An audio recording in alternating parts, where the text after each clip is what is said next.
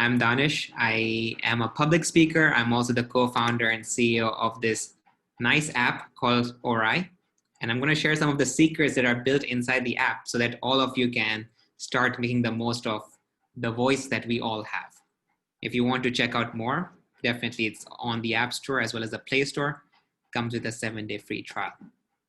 And we have been live for like 3.5 years. I went through Techstars 2 years ago in 2018 in the Comcast Philadelphia program, and it's been a game changer since then for us.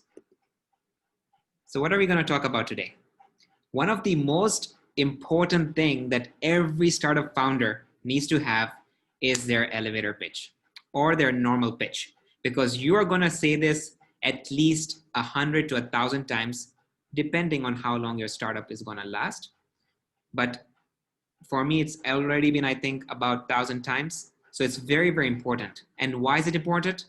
Well, it can help or break deals from happening, whether that's investor deals, whether that's partnership deals, whether that's getting the right team members, or whether that's finding customers. Everything revolves around your pitch. That is why this is so important. And we're going to make it participatory. So make sure you take notes, take down some of the secrets that we're going to talk about, because at the very end, we're actually going to pair up each other with one other person and do a pitch, and each person is going to give a recording and a feedback on that. So I hope people don't fall asleep. I know it's Monday morning. It's Wednesday morning. So what we're going to do first is actually watch one of my most favorite pitches on Shark Tank. Take a watch, and once you watch, I'm going to ask a question at the very end. Let me play this.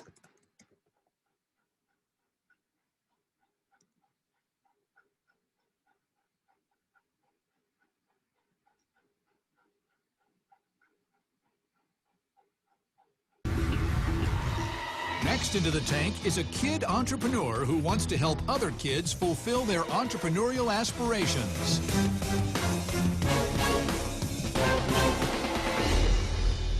Hi Sharks, my name is Jack Bonneau.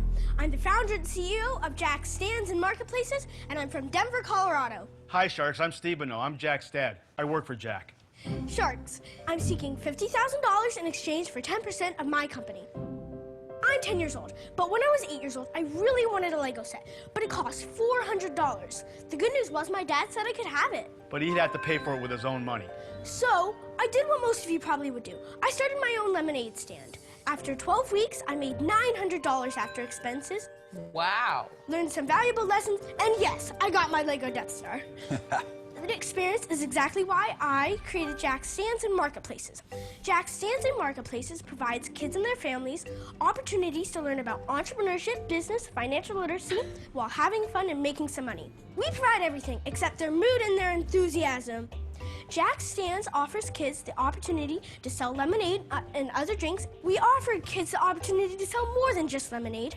Jack's Marketplaces provides young entrepreneurs the opportunity to sell their products in authentic and great marketplaces and have kids sell those great products and tell the inspirational stories of these young entrepreneurs. So Sharks, our challenge and question to you is, who wants to make money? While inspiring our nation's youth in entrepreneurship. Let's give them a clap. Now, in the chat box, give me one word descriptor of what you felt of this talk. Just one word in the chat box. Clarity, confidence, clear, confidence again, passion, creepy, excitement. All right. And this is great because these are some of those secrets behind this talk. And you already are aware of it, because if you can do all of these things that we are noting down, oh my God, every one of us is going to impress anyone we pitch to. So what we're going to actually do is figure out what is the secret behind this talk. What made it so unique and so awesome. And I'm going to say there are about 6 things. And I'm going to put it in the chat. Can one of you or whoever, anyone, tell me the right order? What was the order that you remember this person broke down their pitch. What is the best frame of mind? And there is no right or wrong answer, but for this purpose, we're going to see the arrangement of this order. So what comes first? What comes next? And then how would you pitch in the formula? All right, so Nicole said intro, then problem, then solution, benefits, traction, and then end. Okay. Why don't we look at it again and determine what was the right way? And I'll also annotate while we are watching that. So let's press play. Fulfill their entrepreneurial aspirations.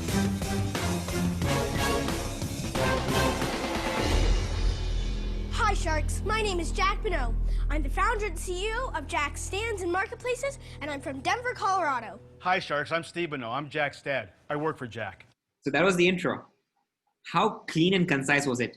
Hi, I'm Jack Bonneau. I run Jack's Marketplace. That's it. No ums and uhs, no. Hi, Sharks. I'm Jack Bonneau. You just need to have that opening, like when the curtain opens, that's when the stage opens. That's when people are looking at you. Maybe that's on a Zoom call. As soon as the Zoom call starts, that enthusiasm needs to come out from the front. A lot of people, what mistake they make is, let's settle in slowly. Let's not creep people out. Let's settle in slowly. So we might actually be a little bit meek. We might say, hi, I'm Danish. No, you should not do that. Strong opening, just like as soon as Zoe introduced me, boom, start with a strong opening. It's not creepy. If you think you're loud, you can be louder. Doesn't matter. So a strong opening. Let's see what they do next. Sharks, I'm seeking $50,000 in exchange for 10% of my company. He started with an ask, which is great. I'm going to leave that part out because that won't be in every single pitch. But for this particular case, he had an ask, but we'll skip that. So let's see what comes right after the intro. I'm 10 years old, but when I was 8 years old, I really wanted a Lego set, but it cost $400. The good news was my dad said I could have it. All right, so he's starting to tell us a problem he had. And the problem is not just like for his product, but it's more like a personal story. Let's write that down, problem.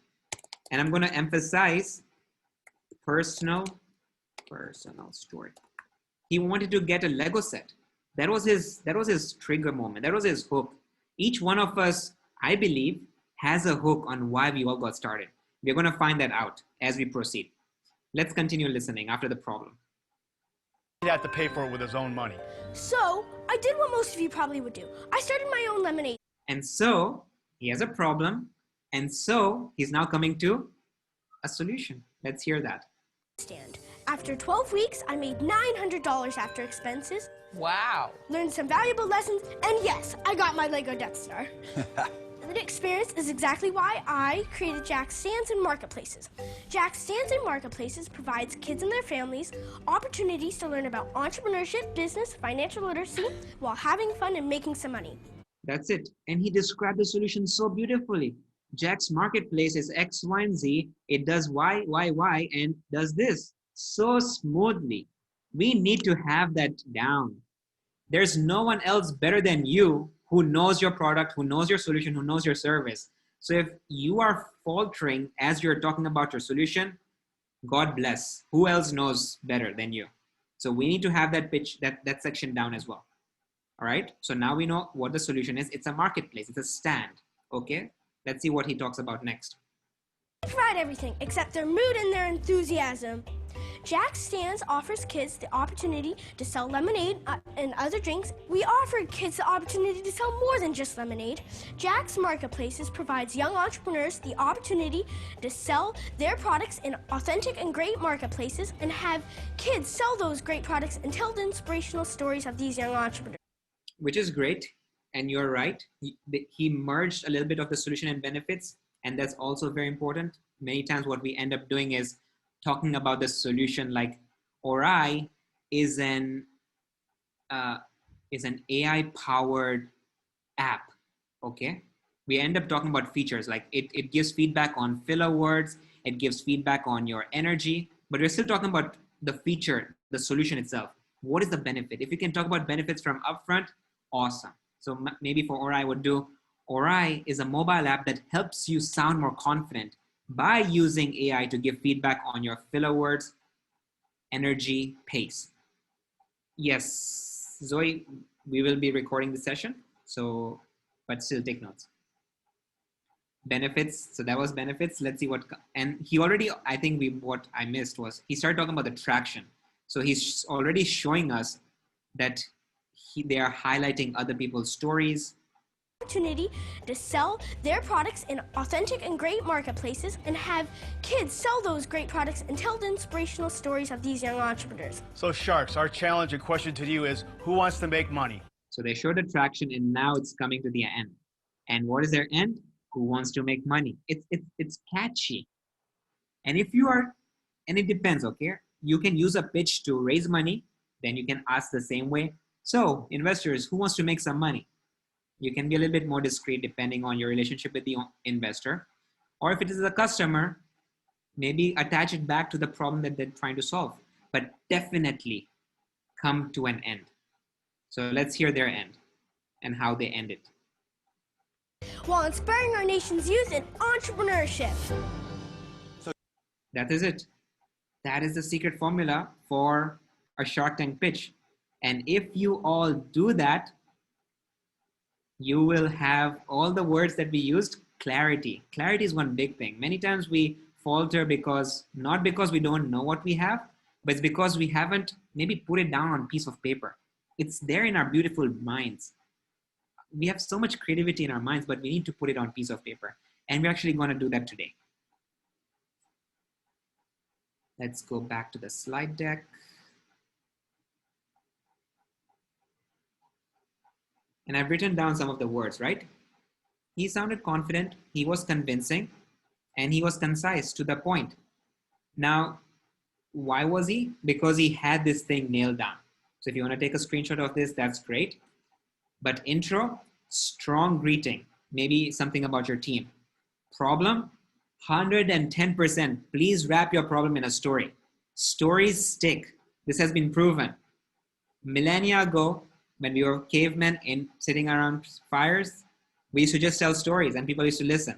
And that's been an evolutionary thing in our mind. So please wrap it in a story. If you're struggling wrapping it in a story, please ask us in the question. Maybe we can spend some time later on coming up with a story, but definitely you need to come up with a story. Solution, how does it solve the problem? Benefits to your customers, some traction. I'm hoping some of you have some traction. And traction can be anything. Hey, I have this landing page.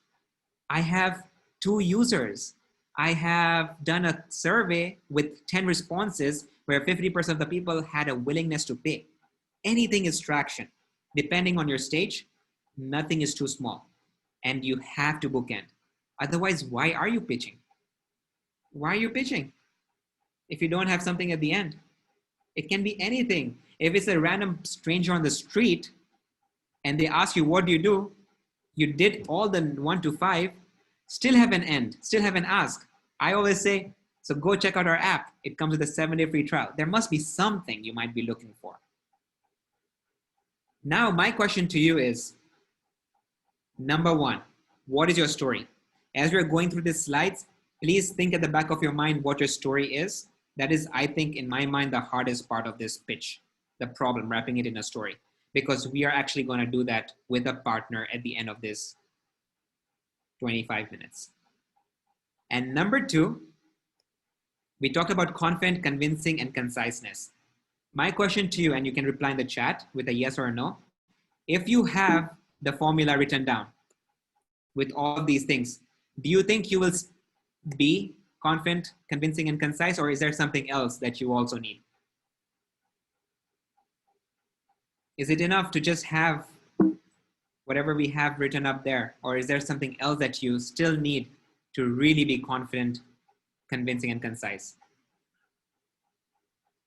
Nate said, did they invest? I'm unsure. Maybe we can Google that. So Sarah said, energy is important. Your magnetism is important. Your passion is important. This is very important because these are not things that you will have on the paper. So even if you have 1 to 6, I can guarantee you, you will not be confident, convincing, concise if you don't have some other ingredients. And let's talk about those other ingredients right now. So let me give you some more secrets. Who's ready for some more secrets on how to sound confident, convincing, and concise? All right. I see some hand raises. Maybe I can get another drum roll. Thank you. Let's get into more secrets. All right. Secret number 1, my favorite, smile. We are so nervous when we're speaking and our minds are occupied about our content that we actually forget to smile. And you can see yourself, maybe video record some of your Zoom calls. I can guarantee you, you look serious in them. You do not look warm. You do not look that magnetism, whatever we mentioned in the chat box. It's so simple to fix. I want all of you, if you have a sticky note, take a sticky note, take a piece of paper, and please put a nice smile near your webcam. It has to be near your webcam because it'll remind you to smile. So important. Now, the thing in smile is it shouldn't be over smiling, because if you over smile, you look like a freak, like Joker movie, but you don't want that. So my best tip of smile is what I call a 20% smile. And the way I personally come to a 20% smile is I close my eyes and I think of a happy moment. Maybe it's my parents, maybe it's my favorite food, maybe it's my favorite dream vacation. And as soon as you think of it, within 5 seconds, you will have a 20% smile on your face. Start every meeting with that. If there's a break in the meeting halfway, dream again, because that smile will come back. We forget. So that's your smile. Big tip number 1. Let's go to big tip number 2. Eye contact. All right, who can tell me in the chat box, who is this person? Yes. All right, many of us like her, but look at her. Doesn't it look like she's looking at you? Doesn't it look like she's not just looking at you, but really looking at you? There's a difference between looking at you and really looking at you. In order to do the really looking at you, number 1, you have to look at the person. And since we are all virtual, you're not looking at the tiny dots and boxes of people in your screen. You're actually looking at your webcam. So you have to remind yourself, look into the webcam, because that's where people are. So that's number 1. Number 2, again, goes back to the smile. You don't want to look at someone like with big eyes. You don't want to be squinting, but it's like normal. Normally look at someone as though they're there. You're talking to that green dot on your webcam, on your screen. That green dot is the person you're talking to. It has to be really authentic, and it only comes with practice. If you want feedback on that, just ask the other person. Maybe they're a peer of yours. Did I look authentic? Was I making authentic eye contact? This is a hard thing, but number 1, remember to look in the webcam. That's where people are, not on your screen. Big tip number 3, body language. Can you quickly give me in the chat box 2 mistakes that these 2 people are making in terms of their body language? Two things that you would improve on or change.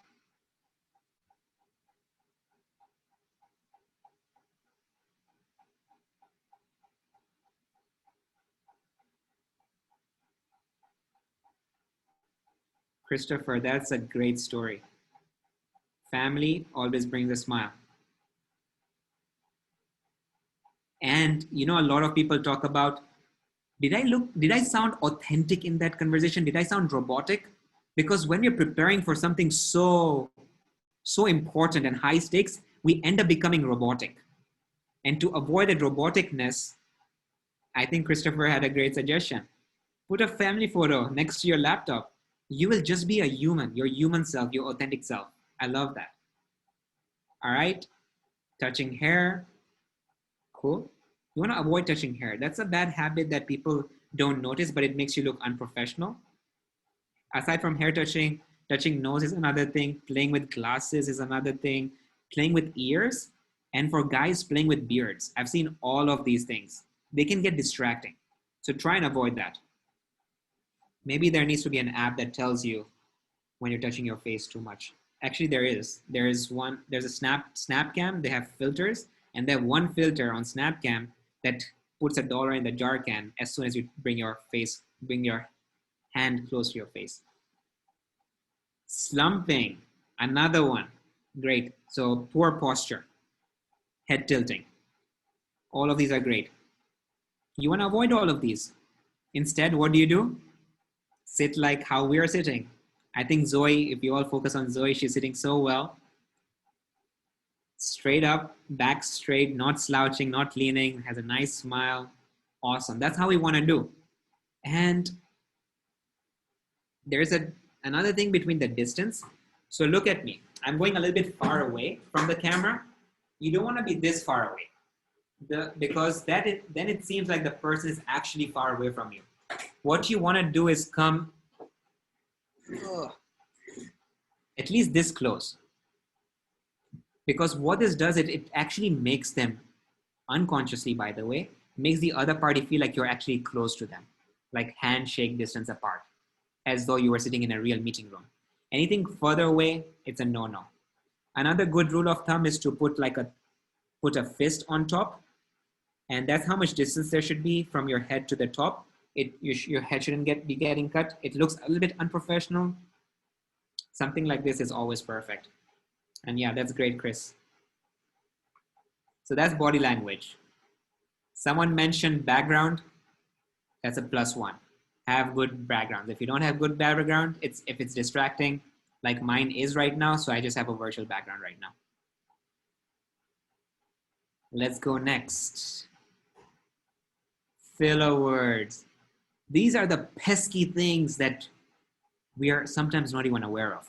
I want to count 10 different filler words. So if you go in the chat, list down some of your filler words. I want to count to 10.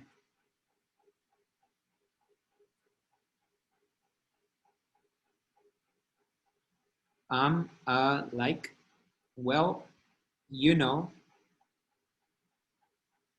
but, yeah, basically. I don't know what totes is. I've never heard that. Two more. Are we missing any? Let's see. I mean, literally, actually, I guess. Great. What I would do is figure out what is your filler word. Something I do to people I talk to is, do you know what your filler word is? And you're not aware. And then I tell them, so your filler word was actually and Did you hear yourself saying that in the last 1 minute? They're like, no. And I say, you actually used it about 15 times. That's how bad sometimes filler words can be. The best way to know what your filler word is, record yourself and listen back. Or to make life easy, you can use the Ori app and record yourself and it'll tell you what filler it is. And at the end, when we are pairing up with you with another person, they will also be looking out for filler words. Now, one big question I often get is, Danish, but filler words make me sound human. Otherwise, I will sound robotic. Should I really avoid them? The answer is, it depends.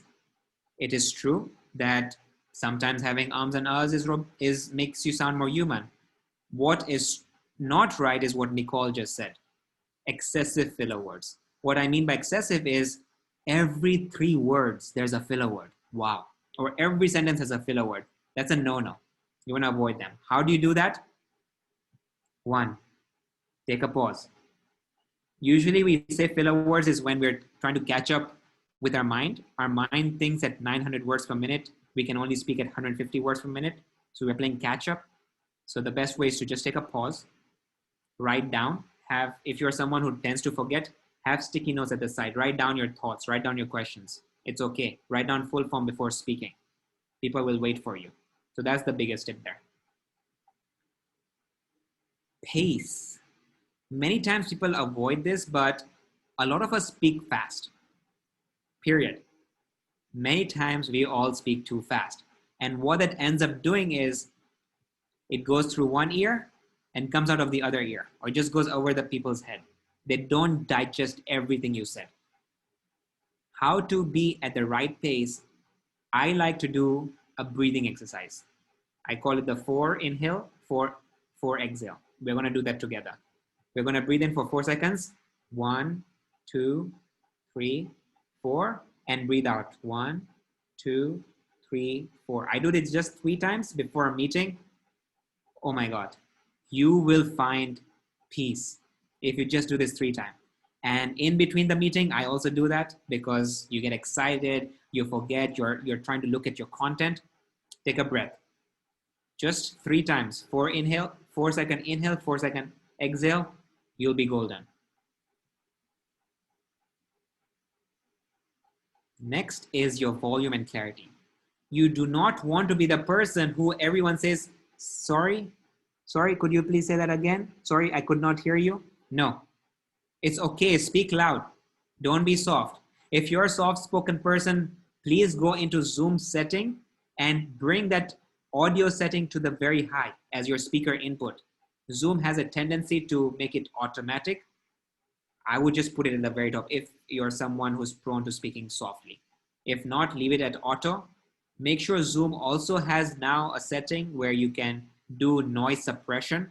Put it at high, put it at automatic, whatever you prefer. You want to avoid people hearing your keyboard strokes or people from the side. Your clarity is also important. What I mean by that is opening your mouth. Sometimes we become lazy. We are tired. We have done 8 Zoom meetings in the day. It's Friday afternoon.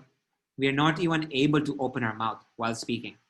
It's very important to make sure that you are opening your mouth, because if you're not, we tend to mumble, we tend to speak like in a shallow voice, and sometimes your message gets lost. So open your mouth.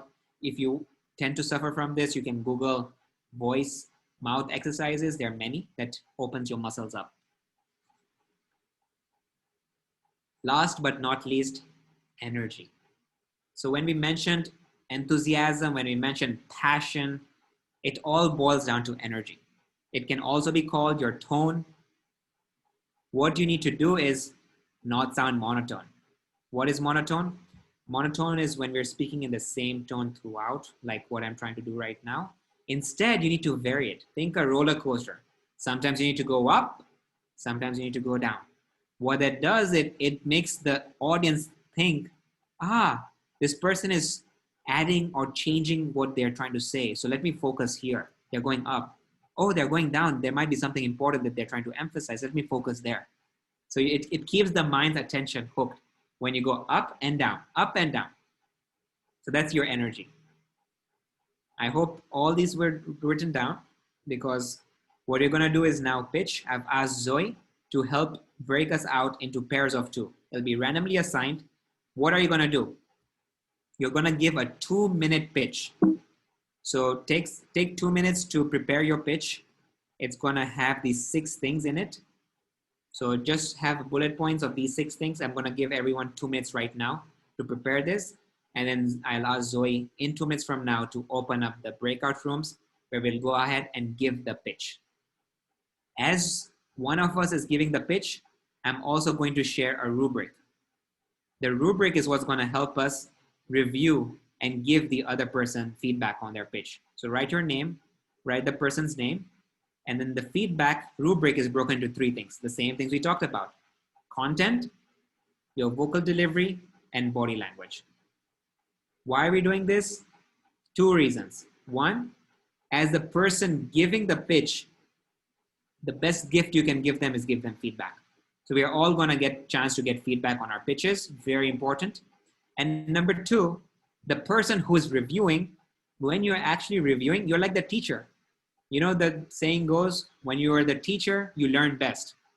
So it'll help us all learn and really reinforce what are the things that we need to become second nature to us. Once you're ready with your 2-minute pitch on this criteria, put a yes in the chat box. When I see the 30 yeses, 30 or so yeses, we'll then break it out.